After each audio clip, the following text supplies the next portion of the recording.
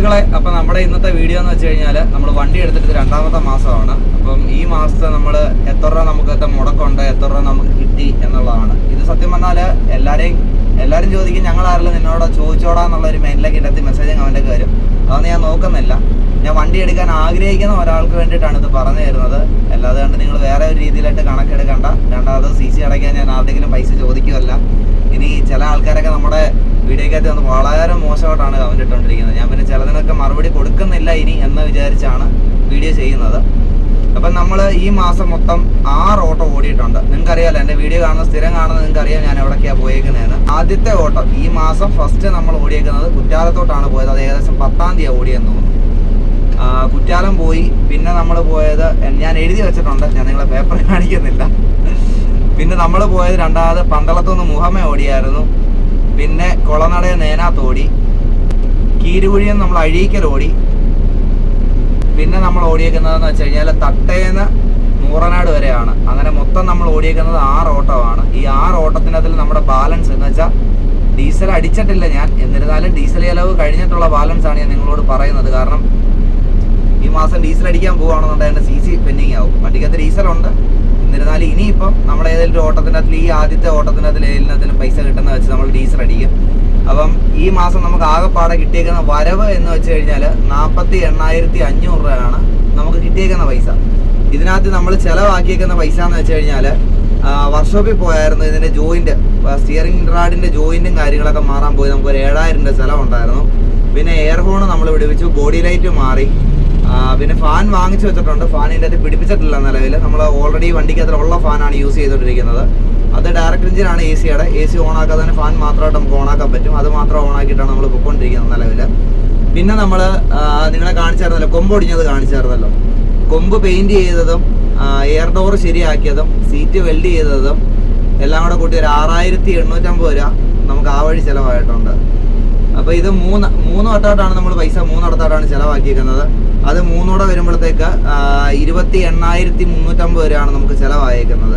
അപ്പം നമുക്ക് കിട്ടിയിരിക്കുന്നത് 48,500 അകത്ത് നിന്ന് ഈ പറയുന്ന 28,350 കുറച്ച് കഴിഞ്ഞാൽ നമുക്ക് ഈ മാസം കിട്ടിയേക്കുന്ന 20,150 രൂപയാണ് വണ്ടിയുടെ ബാലൻസ് എന്ന് പറയാനുള്ളത്. അപ്പോൾ എനിക്ക് ഒരു മാസത്തെ CC എന്ന് വെച്ച് കഴിഞ്ഞാൽ 1,09,412 രൂപയാണ്. അങ്ങനെ വരുമ്പോൾ ഞാൻ ഈ മാസം എൻ്റെ കയ്യിൽ നിന്ന് ഞാൻ ഇതിൻ്റെ അകത്തിൽ മുടക്കേണ്ട പൈസ എന്ന് വെച്ച് കഴിഞ്ഞാൽ 89,262 രൂപ എനിക്ക് ഈ മാസം ഈ വണ്ടിക്കകത്തോട്ട് ഇൻവെസ്റ്റ് ചെയ്യണം. ഞാൻ പറഞ്ഞല്ലോ, നമുക്ക് ഈ വണ്ടി ഓടിക്കഴിഞ്ഞ് എന്ത് കിട്ടും എന്നുള്ള ഒരു ചോദ്യത്തിനുള്ള മറുപടിയാണ് നമ്മളൊരു ചിട്ടി തുടങ്ങിയേക്കുവാന്ന് വിചാരിക്കുക. ആ ചിട്ടിക്കകത്തിൽ നമ്മൾ 10-30 മാസം പൈസ ഇട്ട് കഴിഞ്ഞ് നമുക്ക് ഒരു അവസാനം, നമുക്ക് ചിട്ടിയുടെ അവസാനം നിങ്ങൾക്കറിയാലോ, വീതപ്പലിശ കൂട്ടിയാണ് നമുക്കൊരു ചിട്ടി പിടിക്കുമ്പോൾ കിട്ടുന്നത്. ഞാൻ ബിസിനസ്സായിട്ട് ചിന്തിക്കുന്ന രീതിയിലാണ് നിങ്ങൾക്ക് പറഞ്ഞു തരുന്നത്. നിങ്ങൾ ആ രീതിയിൽ തന്നെ എടുക്കണം. ഓക്കെ, അപ്പം നമ്മൾ ചിട്ടിക്കകത്തിലെ പൈസ ഇപ്പം ഞാൻ ഇട്ടേക്കുന്നത് ഒരു 10 ലക്ഷം അല്ലെങ്കിൽ 20 ലക്ഷം രൂപയുടെ ചിട്ടി ഒരു 30 മാസത്തേക്ക്, എന്ന് വെച്ചാൽ ഒരു 36 മാസത്തേക്ക് ഇട്ടേക്കുവാനുള്ള ധാരണയിൽ നിങ്ങൾ കണക്ക് കൂട്ടുക. അപ്പം ഈ വണ്ടിക്കകത്ത് നിന്ന് കിട്ടുന്നത് നമുക്ക് ഒരു ബോണസായിട്ട് കൂട്ടിയാൽ മാത്രം മതി. നമ്മൾ എന്തായാലും ഈ വണ്ടിക്കകത്ത് ഫണ്ട് മുടക്കിയേ പറ്റത്തില്ല. കാരണം നമ്മുടെ ഇഷ്ടത്തിൻ്റെ മണ്ടയ്ക്കാണ് നമ്മൾ വണ്ടി എടുത്തേക്കുന്നതും ഇതിൻ്റെ പുറകെ നടക്കുന്നത്. അപ്പം നമ്മൾ ഇതിനകത്തിൽ മുടക്കിയേക്കുന്ന പൈസ കിട്ടത്തില്ല, അല്ല കയ്യിൽ നിന്ന് നിന്റെ ഇത്രയും പോയില്ലയോ, നീ പൊട്ടനാണോ ഇങ്ങനെ പൈസ കളയാൻ എന്നൊക്കെ കുറേ ചോദ്യങ്ങൾ ഇതിനകത്ത് വരും. നിങ്ങൾ മനസ്സിലാക്കേണ്ട കാര്യം എന്ന് വെച്ചാൽ CC തീർന്നു കഴിഞ്ഞാൽ ഈ വണ്ടിക്കൊരു വില കിട്ടും. ആ ഒരു വിലയാണ് സത്യം പറഞ്ഞാൽ നമ്മുടെ കഷ്ടപ്പാടിൻ്റെ ഫലം എന്ന് വെച്ചാൽ. അപ്പോൾ ഞാൻ ഈ പറഞ്ഞ 36 മാസവും ഇപ്പം ഈ മാസം എനിക്ക് ചിലവായിരിക്കുന്നത് 89,262 രൂപയാണ്. അതേപോലെ തന്നെ കഴിഞ്ഞ മാസം നമുക്ക് ഏകദേശം 5 ലക്ഷം രൂപ അടുപ്പിച്ച് നമുക്ക് ചിലവ് വന്നായിരുന്നു. കാരണം ഈ വണ്ടി എടുത്തു കഴിഞ്ഞ് നമ്മൾ കുറേ മെയിൻ്റനൻസ് പണിയും കാര്യങ്ങളൊക്കെ ചെയ്തു. അപ്പം ഈ വണ്ടിക്ക് എന്തോ പണി മാത്രമേ ഉള്ളോ, ചിലവ് മാത്രമേ ഉള്ളോ, വരവോ ഇല്ലയോ എന്നുള്ള ചോദ്യം കൊണ്ടൊക്കെ കുറേ ആൾക്കാർ വന്ന് എന്നെ ബുദ്ധിമുട്ടിക്കുന്നുണ്ട്. അവർ കേൾക്കാനായിട്ട് ഞാൻ പറയുവാണ്, ഒരു വണ്ടി ആകുമ്പോൾ അതിന് ചിലവ് വരും. ചിലവില്ലാതെ കണ്ട് നമ്മൾ ഉപയോഗിക്കുന്ന ഒരു സാധനം പോലും നമ്മുടെ ജീവിതത്തിൽ പോലും ഇല്ല. നമ്മുടെ ഫോൺ അടക്കം നമുക്ക് ചിലവില്ലേ? അതേപോലെയാണ് നമ്മൾ ഉപയോഗിക്കുന്ന എല്ലാ സാധനവും, ചെരുപ്പായാലും നമ്മുടെ ജീവിതത്തിൽ ഉപയോഗിക്കുന്ന എല്ലാ സാധനവും അതേപോലെയാണ് വണ്ടി. ബൈക്ക് ഉപയോഗിക്കുന്നവർക്ക് അതിൻ്റെ ആയിട്ടുള്ള ചിലവ്, അത് ബസ്സിലേക്ക് മാറുമ്പോഴത്തേക്ക് ഇത്രയും വലിയ ചിലവാണ് നമുക്ക് വരുന്നത്. വണ്ടി എടുക്കാൻ ആഗ്രഹിക്കുന്ന ആൾക്കാരുടെ അടുക്കൽ ഞാൻ ഇപ്പോഴും പറയുന്ന ഒരു കാര്യം, നമ്മൾ വണ്ടി എടുക്കുമ്പോൾ ഒരു 60% പൈസയെങ്കിലും, എന്ന് വെച്ചാൽ 1 ലക്ഷം രൂപയാണ് നമ്മൾ മുടക്കുന്നതെങ്കിൽ അതിൻ്റെ അതിൽ ഒരു 60,000 രൂപയിൽ നമ്മുടെ കയ്യിൽ വേണം. ബാക്കി 40,000 രൂപ നമ്മൾ CCക്കോ അല്ലെങ്കിൽ മറ്റു പരിപാടികളിൽ നമ്മൾ എടുക്കാവും. അല്ലാത്ത പക്ഷം ഞാൻ ഈ പറയുന്നത് പോലെ നിങ്ങളും ബുദ്ധിമുട്ട് അനുഭവിക്കേണ്ടി വരും. എൻ്റെ ഒരു മൈൻഡ് എന്ന് വെച്ച് കഴിഞ്ഞാൽ ഞാൻ ഇതിനകത്ത് പൈസ മുടക്കാൻ തയ്യാറാണ്, എനിക്ക് കുഴപ്പമില്ല. പിന്നെ വീഡിയോ ലെങ്തി വീഡിയോ ആക്കാൻ പറയുന്നത്. ഇപ്പം തന്നെ ഞാൻ ഇത്രയും വലിച്ചു നീട്ടാൻ വേണ്ടി ഞാൻ ഇവിടുത്തെ കഷ്ടപ്പാട് നിങ്ങൾ കാണുന്നില്ലേ. അതുപോലെ തന്നെ വീഡിയോ വലിച്ചു നീട്ടുന്ന അനുസരിച്ച് നിങ്ങൾക്ക് ബോറിങ് തോന്നും. ബോറിങ് തോന്നാതിരിക്കണം എന്നുണ്ടെങ്കിൽ നമുക്ക് നല്ല നല്ല ഓട്ടങ്ങൾ കിട്ടണം, നമ്മൾ ലോങ് പോകണം.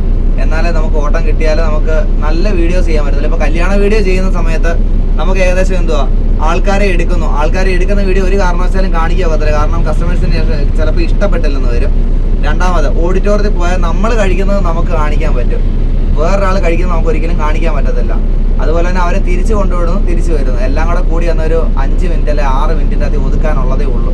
പിന്നെ വലിച്ചു നീട്ടി സംസാരിക്കണമെന്ന് വിചാരിച്ചു കഴിഞ്ഞാൽ അതിനനുസരിച്ചുള്ള കാഴ്ചക്കാരെ ഇരുത്താനുള്ള എന്തെങ്കിലും ഒരു കണ്ടന്റ് എനിക്ക് കിട്ടണ്ടേ. എനിക്ക് അങ്ങനെ കണ്ടന്റ് കിട്ടണമെന്നുണ്ടെങ്കിൽ നല്ല നല്ല ട്രിപ്പുകൾ കിട്ടണം, ഒരു അത്യാവശ്യം നല്ല ലോങ് ഓട്ടങ്ങൾ കിട്ടണം. അങ്ങനെയുള്ള കാര്യങ്ങൾക്ക് വേണ്ടിയിട്ടാണ് ഞാൻ സത്യം പറഞ്ഞാൽ ഈ വീഡിയോയും കാര്യങ്ങളൊക്കെ ചെയ്യുന്നത്. അല്ലെങ്കിൽ നിങ്ങൾ ആലോചിച്ചാൽ മതി, ഈ 5 മിനിറ്റ് 4 മിനിറ്റ് വീഡിയോ വന്നിട്ട് യൂട്യൂബിൽ നിന്ന് നമുക്ക് പൈസ കിട്ടണമെന്നുണ്ടെങ്കിൽ ഏകദേശം 8 മിനിറ്റിന് മുകളിലോട്ട് കിട്ടിയാലേ റവന്യൂവും കാര്യങ്ങളൊക്കെ കിട്ടത്തുള്ളൂ. ഈ മാസത്തെ കണക്കും കാര്യങ്ങളൊക്കെ ഇത്രേ ഉള്ളൂ. അപ്പോൾ ഏകദേശം എൻ്റെ കയ്യിൽ നിന്ന് ഇറക്കിയ പൈസ ഞാൻ നിങ്ങളോട് പറഞ്ഞല്ലോ. ഇനി നമ്മൾ വണ്ടി പെയിന്റ് ചെയ്ത് കഴിഞ്ഞ് നമ്മൾ ബാക്കി കാര്യം കാണിച്ചില്ലായിരുന്നു. വണ്ടിയുടെ വെളിയിലോട്ട് വന്ന് വണ്ടിയുടെ കുറച്ച് വണ്ടിയുടെ കൊമ്പ് പെയിന്റ് അടിച്ചതൊക്കെ ഞാൻ നിങ്ങളെ ഒന്ന് കാണിക്കാം. വീഡിയോയ്ക്ക് ലെങ്ത് കൂട്ടണമെന്ന് പറഞ്ഞതിൻ്റെ പേരിലാണ്. എല്ലാം സംബന്ധിച്ച് നമ്മൾ കൊമ്പിൻ്റെ പെയിന്റ് അടിച്ചതെന്ന് സത്യം പറഞ്ഞാൽ എൻ്റെ അത് കാണിച്ച് വലിച്ചു നീട്ടേണ്ട ആവശ്യമില്ല. പക്ഷേ ഒരു 8 മിനിറ്റ് ആക്കാനുള്ള ഒരു തത്രപ്പാടിലാണ് ഞാൻ. അപ്പം എൻ്റെ കൂടെ വെളിയിലോട്ട് പോകും. അപ്പം നമ്മുടെ വണ്ടി നമ്മൾ കുറച്ച് നേരം ഓൺ ആക്കിയിട്ടേക്കുമായിരുന്നു. AC ഓൺ ആക്കിയിട്ട് ഈ വണ്ടിക്കകത്തിൽ ഇരിക്കാൻ പറ്റത്തില്ല, അല്ലാത്ത പക്ഷം നമ്മൾ ആവി എടുത്ത് ചാവും. അപ്പോൾ AC ഒന്ന് ഓഫ് ചെയ്യട്ടെ. നമ്മൾ അതുപോലെ തന്നെ വണ്ടി ക്ലീൻ ചെയ്തില്ലായിരുന്നു.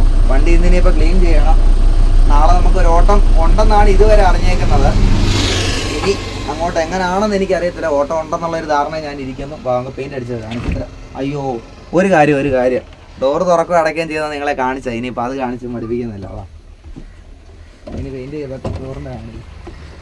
ഇതാണ് നമ്മുടെ BMW ആണ് നമുക്ക് ആകെപ്പാടുള്ളൊരു സ്വത്ത് കേട്ടോ. BMW ഉള്ളൂ ഇനി അവസാനം. കൊമ്പൊക്കെ ഒന്ന് നല്ല ഒന്ന് സൂം ചെയ്ത് കാണിച്ചു വിടറേ പിള്ളേർക്ക്. ഗൈസ്, ഇതാണ് നമ്മുടെ കൊമ്പ്. ഇവനെ നമ്മൾ പെയിന്റ് അടിക്കാൻ വേണ്ടിയിട്ടാണ് ഈ മാസം 7000 രൂപ മുടക്കിയേക്കുന്നത്. കൊമ്പെല്ലാം കണ്ടെന്ന് ഞാൻ വിചാരിക്കുന്നു. ചുമ്മാതെ കാണിച്ചെന്നുള്ളതേ ഉള്ളൂ. അപ്പോൾ എന്നെ സപ്പോർട്ട് ചെയ്യുന്നവരുടെങ്കിൽ എനിക്ക് ഇത്ര പറയാനുള്ളൂ. നിങ്ങൾക്ക് എവിടെയെങ്കിലുമൊക്കെ എനിക്ക് ഓട്ടം തരാൻ പറ്റുവാണെന്നുണ്ടെങ്കിൽ അത് മാക്സിമം ട്രൈ ചെയ്യണം. ഇതിൻ്റെ അകത്തിലെ മെയിൻ കാര്യം എന്ന് വെച്ചാൽ ഇവിടെ ഉള്ളവരല്ല എൻ്റെ വീഡിയോ കാണുന്നത്.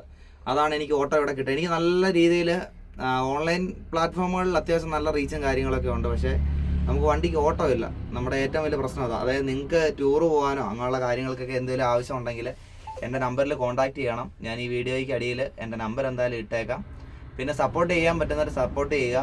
പിന്നെ എന്നെ നെഗറ്റീവ് പറഞ്ഞ് കുറ്റപ്പെടുത്തിക്കൊണ്ടിരിക്കുന്ന ആൾക്കാർ ഒരു ദിവസം ഇതേപോലൊരു സാധനം എടുത്ത് കയ്യിൽ വെച്ചിട്ട് നിങ്ങളൊരു 3 മാസം നടത്തി നോക്കുക.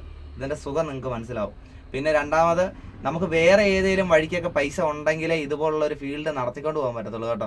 കാരണം നമ്മൾ കണ്ടിട്ടില്ലേ, കുറേ ആൾക്കാർ ടപ്പന്ന് ഇങ്ങോട്ട് വരുന്നു, വണ്ടി എടുക്കുന്നു, വേഗം തന്നെ നിർത്തി പോകുന്നത് കണ്ടിട്ടില്ലേ. ഇതാണ് കാരണം. ഇതാണ് ഓട്ടോ ഓടിയാൽ പൈസ കിട്ടും. പൈസ കിട്ടിയാൽ അതനുസരിച്ച് വണ്ടിക്ക് മുടക്കുണ്ട്. എങ്ങനെ പോയാലും നമ്മൾ ഒരു 1 ലക്ഷം രൂപ ബാലൻസ് ഉണ്ടെങ്കിൽ വർഷോപ്പിൽ ഒരു 30,000 രൂപയിലും മുടക്കാൻ തയ്യാറായിക്കണം. പിന്നെ രണ്ടാമത്, ഒരു കാരണവശാലും വണ്ടി എടുക്കാൻ ആഗ്രഹിക്കുന്നവർ സെക്കൻഡ് ഹാൻഡ് വണ്ടി എടുക്കാൻ ഞാൻ പറയത്തില്ല, പുതിയ വണ്ടി എടുക്കുക. അതാകുമ്പോഴത്തേക്ക് നമുക്ക് അത്രയും വലിയ ചിലവ് വരുമെന്ന് എനിക്ക് തോന്നുന്നില്ല. കാരണം നമ്മൾ പണിയൊന്നും ഇല്ല എന്നുള്ളൊരു ധാരണയിലായിരിക്കും വണ്ടി എടുക്കുന്നത്. പക്ഷേ ചെറിയ ചെറിയ മെയിൻ്റനൻസ് പണികൾ ഓടുന്ന അനുസരിച്ച് വരും. പുത്തൻ വണ്ടി ആകുമ്പോഴത്തേക്ക് ഷോറൂം സർവീസും ഷോറൂം വാറണ്ടിയും കാണും ഇത്ര കിലോമീറ്റർ വരെ, അല്ല ഒരു 1-2 വർഷം വരെ. അതുവരെ നമുക്ക് ടെൻഷൻ ഇല്ലാതിരിക്കും. അപ്പോൾ ഞാൻ ഒറ്റയടിക്ക് ഇങ്ങനെ പറയുമ്പോഴത്തേക്ക് നീ സെക്കൻഡ് ഹാൻഡ് വണ്ടി എടുത്തിട്ട് വണ്ടിക്കാരെ കുറ്റം പറയാമെന്ന് വിചാരിച്ച് ഇതിനകത്ത് വരരുത്.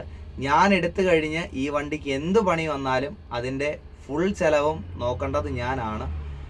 പിന്നെ എൻ്റെ വണ്ടി ഓടുന്ന സമയത്താണ് കംപ്ലൈൻറ്റ് വരുന്നത്, അല്ല വെറുതെ കിടക്കുമ്പോഴല്ല. അതുകൂടെ നിങ്ങൾ മനസ്സിലാക്കണം. അപ്പം ഈ വീഡിയോ ഞാൻ ഇവിടെ വെച്ച് നിർത്തുവാണ്. ഓക്കെ.